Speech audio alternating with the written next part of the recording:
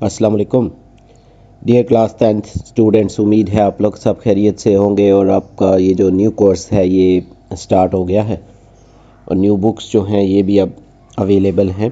तो इस दुआ और उम्मीद के साथ इस न्यू क्लास की ये जो न्यू बुक है केमिस्ट्री की, इसको स्टार्ट करते हैं कि ये आपकी ज़िंदगी में ना कामयाबी और तरक्की की तरफ एक कदम साबित हो। तो मूव करते हैं वीडियो की तरफ। इसमें ये जो न्यू बुक आई है फेडरल बोर्ड की केमिस्ट्री की 10th क्लास में, इसका जो यूनिट 1 है हिस्ट्री ऑफ केमिस्ट्री, इसका जो यूनिट है इसको पहले डिस्कस आउट करते हैं, फिर इसके बाद इसकी जो एक्सरसाइज है नेक्स्ट टाइम उसको सॉर्ट आउट करेंगे। तो चैप्टर के जो टॉपिक्स हैं जैसे principles and methods in chemistry, chemistry में जो असूल और तरीक़ाकार होते हैं। To do science you need to work within a scientific community where people share ideas, methods and practices to be build knowledge.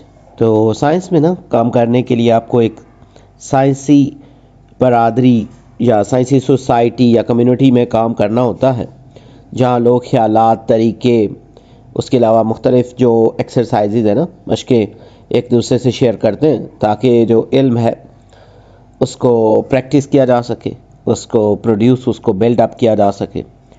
This is specially true for chemistry where scientist follow set principles and techniques. तो ये बात ख़ास तौर पर ना chemistry के लिए दुरुस्त है, जहाँ साइंसदान तयशुदा उसूलों और जो मेथड्स हैं, तरीक़ाकार, उस पर अमल पैरा होते हैं या उस पर अमल करते हैं। बिलो आर सम की principles and methods in chemistry explained in simple terms. तो यहाँ पे नीचे ना जो केमिस्ट्री के कुछ अहम असूल और तरीके हैं जिनको सिंपल ज़ुबान में बयान किया गया है। तो इसमें जो ये हेडिंग है conservation of mass and energy. तो मैस जो है ये किसी भी मटेरियल की क्वांटिटी, उसके अलावा जो तवानाई है, इसके बारे में भी याद रखना है कि ये मैस के बगैर जो है ये प्रोड्यूस नहीं हो सकती। In chemistry we follow a rule called conservation of mass and energy. Chemistry में ना हम एक अहम असूल पर अमल करते हैं, उसको फॉलो करते हैं, जैसे जिसको ना ये law of conservation of mess और एनर्जी कहा जाता है। तो this means that mass and energy can't be created or destroyed in closed system। इसका मतलब ये है ना कि अगर आप एक closed system है, यानी कोई external जो environment है वो उस पर एक्ट ना कर रही हो, यानी closed system, बाकी जिस चीज़ को आप स्टडी कर रहे हैं उसके अलावा बाकी सब चीज़ों को निगलेक्ट कर लें, तो ये closed system होगा।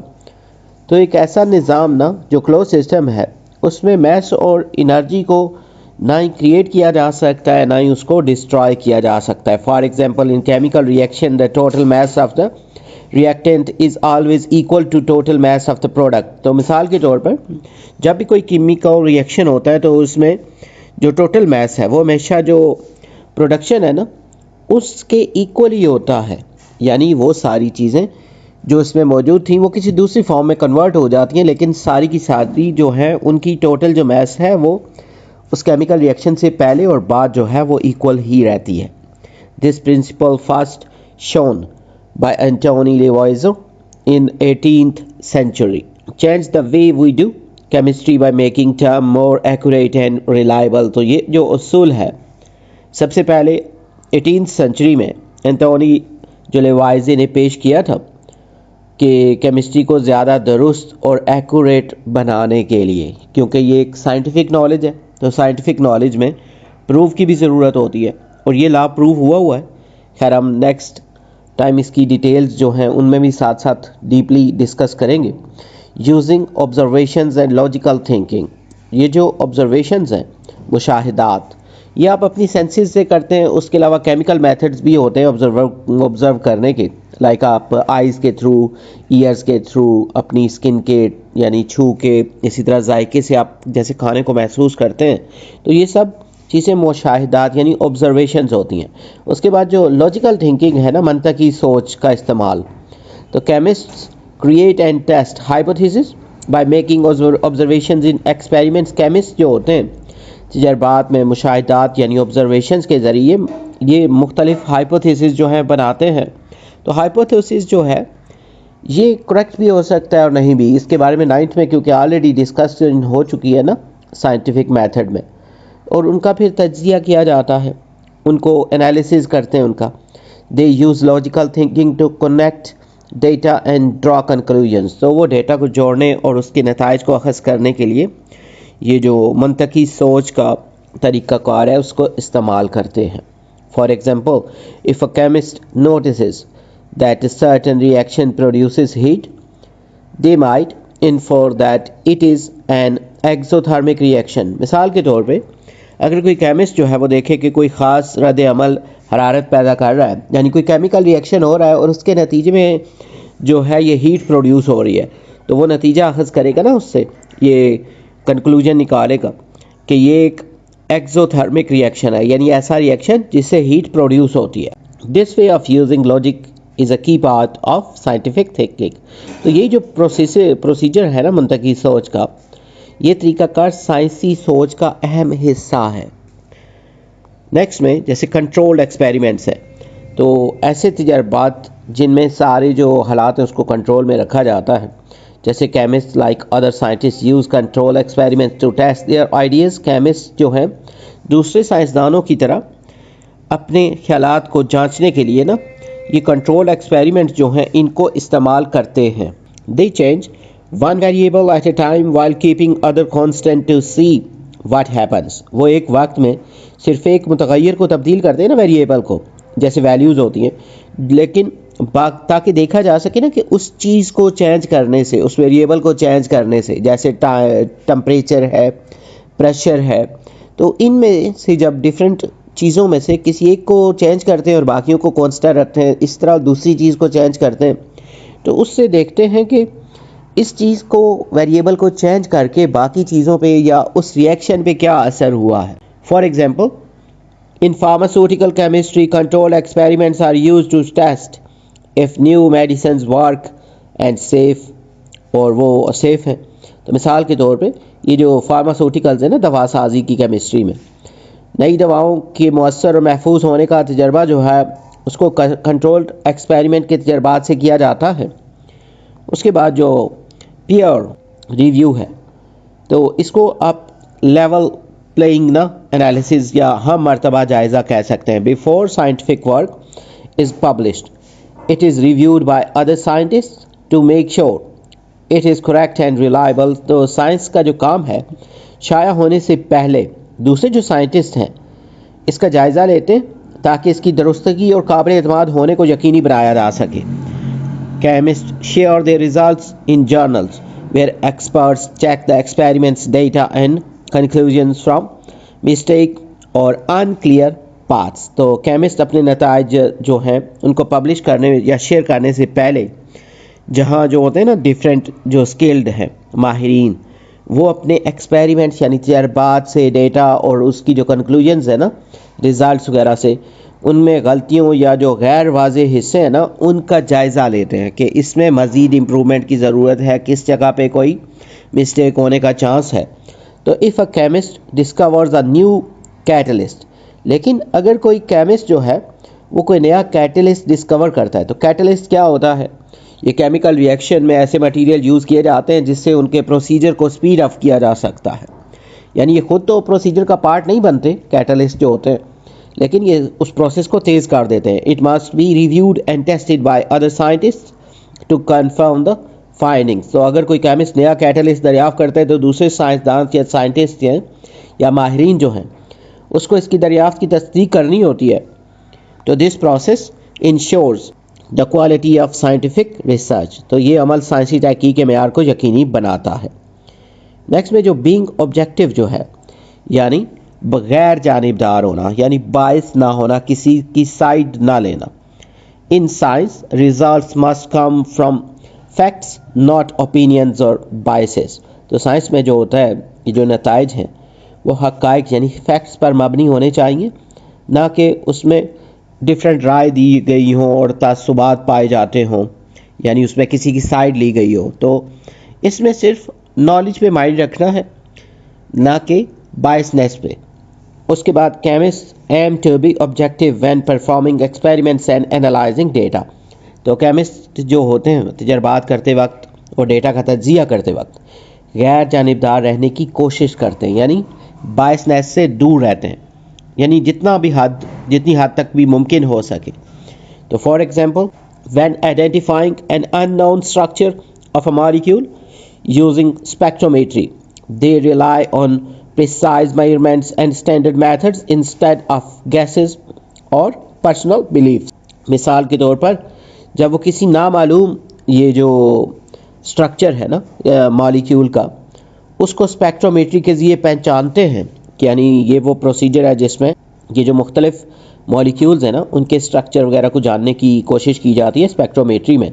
तो जब ये कोशिश की जाती है ना किसी नए वाले मॉलिक्यूल के स्ट्रक्चर के बारे में जानने की, तो वो कोशिश करते हैं कि इस पे क्या आराई या ज़ाती ख्यालात ना दें ना, बल्कि जो दुरुस्त मेजरमेंट्स है ना या जो डिफरेंट स्टैंडर्ड मेथड्स हैं तो वो उस पे इन्हिसार करते हैं ना, उस पे रिलाई करते हैं। उसके बाद जो स्केप्टिज्म जो है एंड प्रूफ, तो शकूक और सबूत जो होते हैं ना, scientist are naturally sceptical and always double check new discovery. साइंसदान फितरी तौर पर ना ये शक करने वाले होते हैं ना मुख्तलिफ चीज़ों को, जब तक उसमें से अच्छे से आप ये समझ लें कीड़े निकालने वाले जैसे अपनी ज़ुबान में कहते हैं उनका। तो हमेशा जो है ये कोशिश करते हैं कि नई दरियाफ्तों में ना दोबारा जांच की जाए कि उसके अंदर कोई भी कमी कोताही है तो उसको ढूंढा जाए।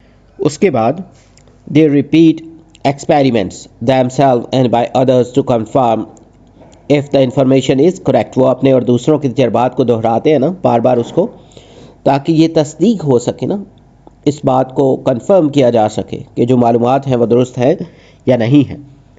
If someone finds a new element, other scientists will try to create the result to verify it। अगर कोई नया आंसर ना या एलिमेंट जो है वो डिस्कवर होता है, दरियाफ्त होता है, तो दूसरे साइंटिस्ट इसकी तस्दीक के लिए नतीजे को दोबारा जो है प्रोड्यूस करने की कोशिश करते हैं कि सेम रिजल्ट आ रहा है या नहीं आ रहा। This scepticism helps ensure that only trustworthy information becomes part of science. तो ये शक जो है ये ज़रूरी है ना इस बात को यकीनी बनाने के लिए कि सिर्फ काबिल एतमाद मालूमात ही साइंस का हिस्सा बने, यानी ऐसी चीज़ें इसका हिस्सा ना बने जो शकूक व शुबहात पर मबनी हो। एवोल्यूशन ऑफ साइंटिफिक आइडियाज़, तो पैराडिग्म्स जो है साइंसी ख्यालात की तरक्की, यानी जिसको आप निज़ाम फ़िक्र भी कहते हैं। What is a scientific paradigm, तो साइंसी निज़ाम में फ़िक्र जो है वो क्या है। तो scientific paradigm is a set of ideas, methods and rules that guide scientists in their research। तो साइंसी निज़ाम फ़िक्री ख्यालात जो है, उसके अलावा जो तरीके हैं, मेथड्स हैं, उसके डिफरेंट जो रूल्स हैं ना, उसूल, उन सब का सम अप होता है, यानी उन सब को कलेक्टिवली कहा जाता है, और जो साइंटिस्ट को ना तहकीक में रहनुमाई करता है। It help scientist understand the natural world and explain their discoveries. ये साइंटिस्ट को ना कुदरती दुनिया को समझने और इसकी दरियाफ्तों की वजाहत करने में मदद देता है। तो पैराडिग्म जो है give scientist a consistent way to study and share knowledge. तो निज़ाम फ़िक्र जो है या पैराडिग्म्स जो है ये साइंसदानों को इल्म हासिल करने और बांटने का एक मरबूत तरीका फराहम करता है। When new evidence challenges and existing paradigm it may be replaced with a better one. तो जब कोई नया सबूत मौजूदा निज़ाम फ़िक्र को चैलेंज करता है तो इसे बेहतर निज़ाम से तब्दील किया जा सकता है, यानी जो बेहतर निज़ाम न्यू डिस्कवरीज़ हैं तो उसमें जो नई अमेंडमेंट्स आती हैं, जो नई चीज़ें उसमें प्रूव होती हैं, तो उससे बेहतर निज़ाम जो बनता है उससे उस पुराने को रिप्लेस कर देते हैं। द फ्लोजिस्टन थ्योरी जो है, फ्लोजिस्टन का नज़रिया जो है, इन द 1700 यानी जो 17th सेंचुरी है, scientist believed in the phlogiston theory to explain burning, combustion and rusting. तो ये वाली जो थ्योरी थी इसमें साइंसदान जो थे, ये जलने का प्रोसेस होता है कंबशन, और ये जो रस्टिंग है यानी जंग लगने का जो प्रोसेस है, इसकी वजाहत के लिए फ्लोजिस्टन जो थ्योरी थी उस पर यकीन रखते थे, इस नज़रिए पे। According to this theory materials that could burn contain a substance called phlogiston. तो इस नज़रिए के मुताबिक ना, इस थ्योरी के अकॉर्डिंग वो मटेरियल जो जल सकते थे उनमें ना फ्लोजिस्टन नामी एक मटेरियल मौजूद होता है, यानी एक थ्योरी थी। तो when they burn phlogiston was release, तो जब भी मतलब ये चीज़ें जलती हैं तो उसमें से ये मटेरियल निकल जाता है। जैसे आप कागज़ जलाते हैं تو راکھ تھوڑی سی رہ جاتی ہے. تو اس ٹائم یہ خیال کیا جاتا تھا اس تھیوری کے اکارڈنگ کہ جو بھی اس کے اندر سے نکل گیا ہے نا وہ سب فلجسٹن ہے. پھر historical models of the atom کے جو تاریخی ماڈلز ہیں, scientists have changed their ideas about what atom look like as they learned more through experiments. سائنسدانوں نے سائنٹسٹ نے تجربات کے ذریعے مزید سیکھنے کے بعد ایٹم کی ساخت کے بارے میں اپنے خیالات بدلے. اس کی جو ایگزامپلز ہیں پلم پوڈنگ ماڈل جو ہے 1904 میں, atoms are like pudding with scatter negative charges electrons. تو پلم پوڈنگ ماڈل جو ہے جو 1904 میں پیش کیا گیا تھا, تو ایٹمز جو ایسے ہیں جیسے پوڈنگ, جس میں جو نیگیٹو جو پارٹیکلز ہیں الیکٹرونز یہ بکھرے ہوئے ہوتے ہیں, لائک ایک سرکل ہے جس کے بیچ میں مختلف دانے دانے سے پڑے ہوئے ہیں. تو ردرفورڈ کا جو ماڈل تھا 1911 میں, اس میں atom has a small dense nucleus with electrons around it. تو ردرفورڈ کے ماڈل میں جو 1911 میں ایک چھوٹا اس میں نیوکلس ہوتا ہے ایٹم کے درمیان میں, اور جس کے گرد جو الیکٹرون ہیں وہ موو کرتے رہتے ہیں. اسی طرح جو بوہر ماڈل ہے, جو modern quantum model, added more evidence and detail. تو اس میں مزید ثبوت اور جو تفصیلات تھیں وہ اس میں ایڈ اپ کی گئی تھیں. دا پیریوڈک ٹیبل, ڈیمیٹری مینڈلیو جو تھے Dmitri Mendeleev created the periodic table in 1869 to organize elements based on atomic mass and properties. ڈیمیٹری مینڈلیو نے 1869 میں ایلیمنٹس کو اٹامک میسز اور ان کی جو پراپرٹیز کی بنیاد پہ ان کو بیس پر ان کو منظم کیا تھا, اور اس کے لیے اس نے ایک پیریوڈک ٹیبل جو تھا اس کو اسکیجول کیا. اس کے بعد his table was powerful because it predicted the existence of elements that had not been discovered yet. اس کا جو یہ بنایا ہوا پیریوڈک ٹیبل تھا وہ زیادہ افیکٹو تھا زیادہ مؤثر تھا, کیونکہ اس نے ان ایلیمنٹس کے وجود کی پیش گوئی کی تھی کہ جو اس ٹائم ابھی ڈسکور نہیں ہوئے تھے, لیکن اس کے لیے اس نے اسپیسز رکھی تھیں اس میں کہ یہاں پہ آئیں گے وہ جب ڈسکور ہوں گے. تو اس کے بعد جو سائنٹیفک پیراڈائمز ہیں ان کیمسٹری میں جو سائنسی نظریات ہیں, scientific paradigms in chemistry are ideas and rules that help us understand how substances behave and interact. Chemistry میں سائنسی نظریات و خیالات اور اصول ہوتے ہیں, یہ ہمیں یہ سمجھنے میں مدد دیتے ہیں کہ میٹر جو ہے وہ کیسے برتاؤ کرتے ہیں اور آپس میں کس طرح تعامل کرتے ہیں ان میں, یعنی کیمیکل ریئیکشن جو ہے یہ کیسا ہوتا ہے یا یہ کس طرح بیہیو کرتے ہیں. These paradigms guide scientists in designing experiment, testing ideas and interpreting results. تو یہ جو نظریات ہیں سائنسدانوں کو ایکسپیریمنٹ بنانے یعنی تجربات کو ڈیزائن کرنے, اس کے علاوہ جو نظریات کو پرکھنے یعنی جو تھیوریز ہیں ان کی جانچ پڑتال کرنے یا ان کو ٹیسٹیفائی کرنے, اس کے علاوہ جو ریزلٹس ہوتے ہیں اس کو ایکسپلین یعنی انٹرپریٹ کرنے میں رہنمائی فراہم کرتے ہیں.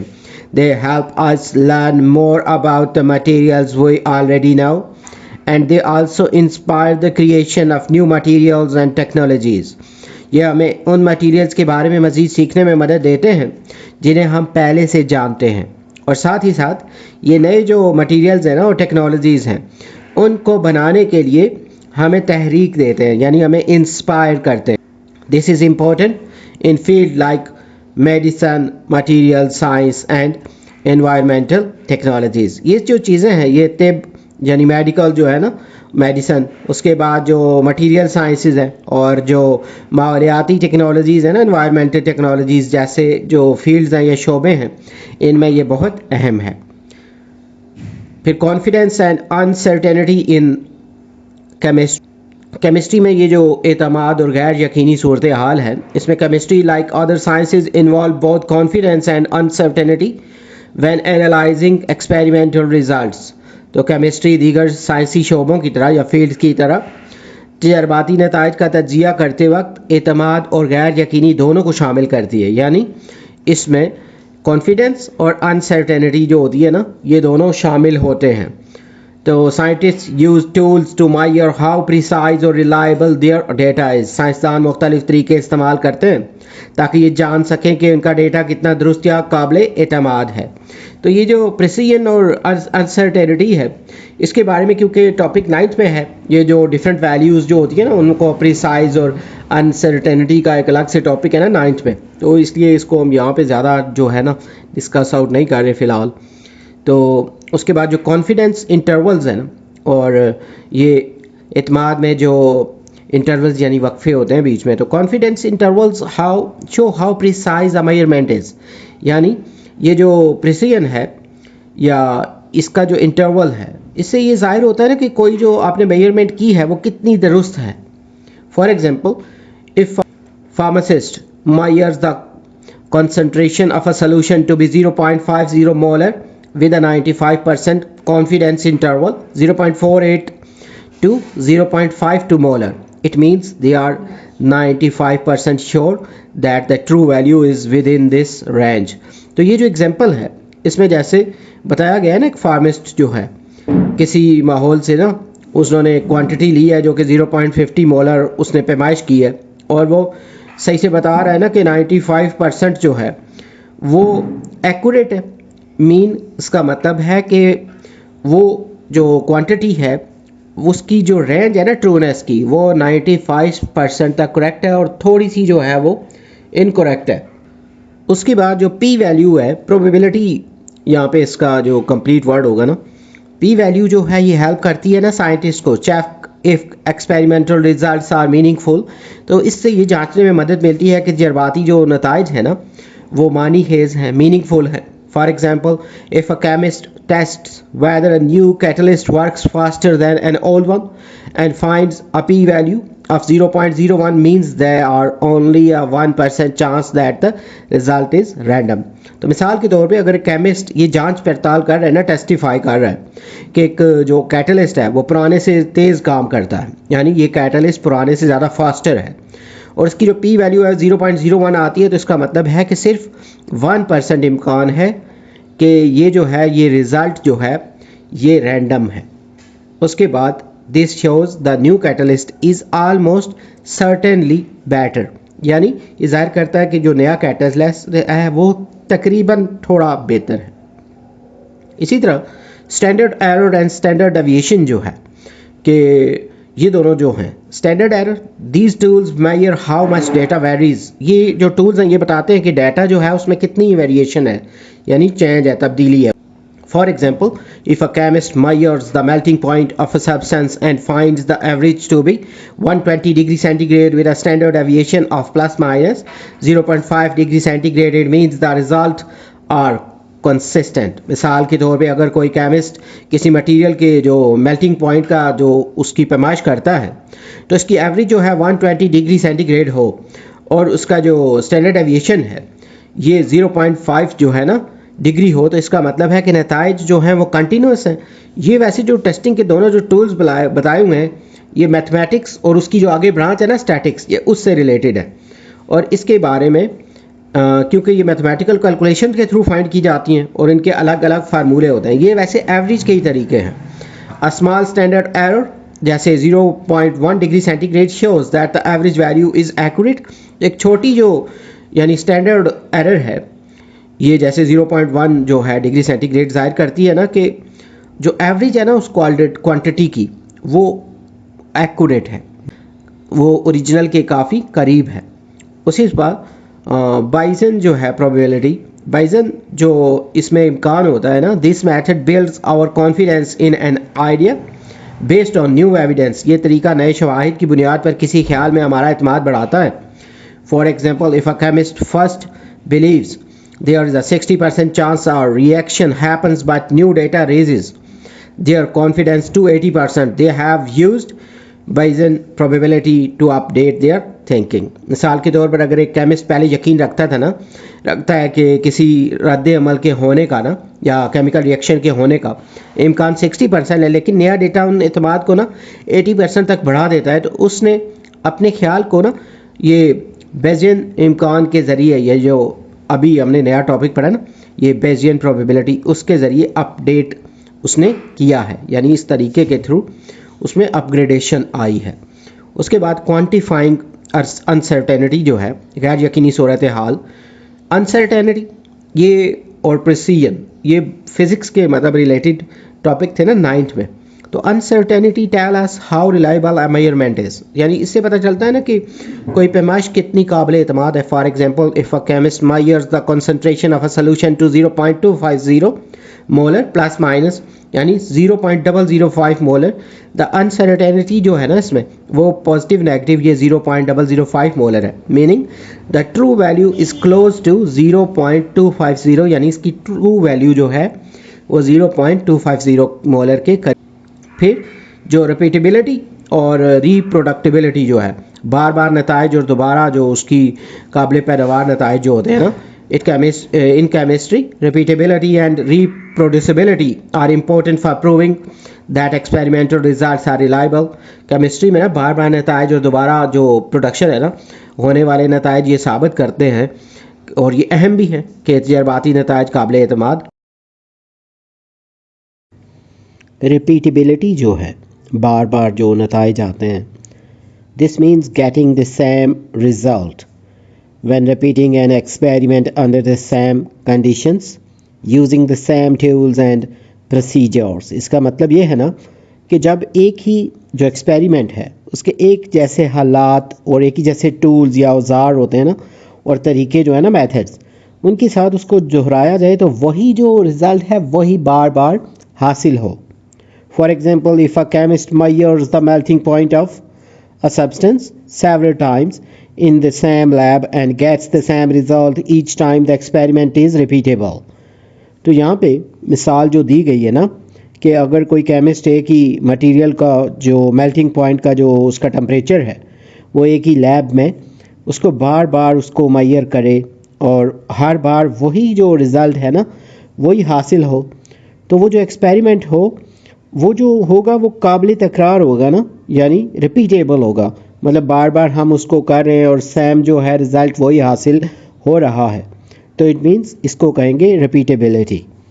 इसके बाद रिप्रोड्यूसिबिलिटी, दोबारा काबिल पैदावार नताइज जो होते हैं, रिप्रोड्यूसिबिलिटी जो है, this means getting the same result even when the experiment is done in different labs, यानी कि आप वही एक्सपेरिमेंट मुख्तलिफ लैब्स में कर रहे हैं, मुख्तलिफ जो मतलब जगह है ना वहाँ पे उसको दोहराया गया है विद डिफरेंट टूल्स, यानी मुख्तलिफ जो टूल्स हैं उनके साथ, उसके अलावा उसके मेथड्स जो हैं वो भी चेंज किए और जो साइंटिस्ट हैं वो भी चेंज हैं, लेकिन उनका रिज़ल्ट वैसा ही आ रहा है जैसा पहले आया था, तो इसको कहेंगे reproducibility. For example, if different chemists in different places measure the same substance melting point and get similar result, the experiment is reproducible। तो मिसाल के तौर पर अगर मुख्तलिफ साइंटिस्ट जो हैं मुख्तलिफ जगहों पर एक ही मटेरियल का जो मेल्टिंग पॉइंट का टेम्परेचर है उसकी पैमाइश करें, उसको मेजर करें और उसके जो रिज़ल्ट्स हैं वो सिमिलर हैं, तो वो जो एक्सपेरिमेंट है वो काबिल पैदावार है, यानी उसमें रिप्रोड्यूसिबिलिटी है। नेक्स्ट में वाई आर दीज इम्पोर्टेंट, तो ये सब क्यों अहम है। रिपीटेबिलिटी जो है shows that experiment is well controlled and consistent in one setting, यानी बार बार जो नताइज ये ज़ाहिर करते हैं ना कि जो एक्सपेरिमेंट है एक सेटअप में अच्छी तरह कंट्रोल किया गया, यानी उसको कंट्रोल्ड एक्सपेरिमेंट है वो, और मुसलसल है यानी कंटिन्यू है, उसमें कंसिस्टेंसी है, उसके जो रिज़ल्ट हैं वो सिमिलर आ रहे हैं। उसके बाद जो रिप्रोड्यूसिबिलिटी है shows that the findings are reliable and not limited to one lab और मेथड। तो दोबारा जो पैदा होने वाले नताइज है ना, रिप्रोड्यूसिबिलिटी ये ज़ाहिर करती है कि नताइज काबिल एतमाद हैं और किसी एक लेबॉर्ट्री या तरीक़ाकार तक महदूद नहीं, बल्कि उनको जिस भी डिफरेंट जगह पे करें उनका रिज़ल्ट जो है वो सिमिलर ही आएगा। Both help scientists ensure there discoveries and accurate and accepted by others. तो ये दोनों जो हैं साइंसी दरियाफ्तों की दुरुस्तगी और दूसरों के ज़रिए जो कबूलियत को यकीनी बनाते हैं में मदद देते हैं, यानी ये साइंस को ना आगे उसको ना मज़ीद डेवलपमेंट के लिए ये चीज़ें इम्पॉर्टेंट हैं। तो यहाँ पे ये जो चैप्टर 1 है इसकी रीडिंग और जो इसके टॉपिक थे ना उसकी अंडरस्टैंडिंग ये कंप्लीटेड है। इंशाल्लाह जल्द न्यू जो वीडियो है اس میں اس کی جو ایکسرسائز ہے اس کو ڈسکس آؤٹ کریں گے. امید ہے یہ ویڈیو اور یہ جو نوٹس ہیں نا یہ آپ کے لیے ہیلپ فل ہوں گے. اور اگر آپ نے چینل کو سبسکرائب نہیں کیا تو چینل سبسکرائب کر لیں تاکہ جو نیو ویڈیو ہے وہ وقت پہ آپ کو مل سکے. تو جلد نیو ویڈیو میں نئے لیکچر کے ساتھ ملیں گے. Have a nice time.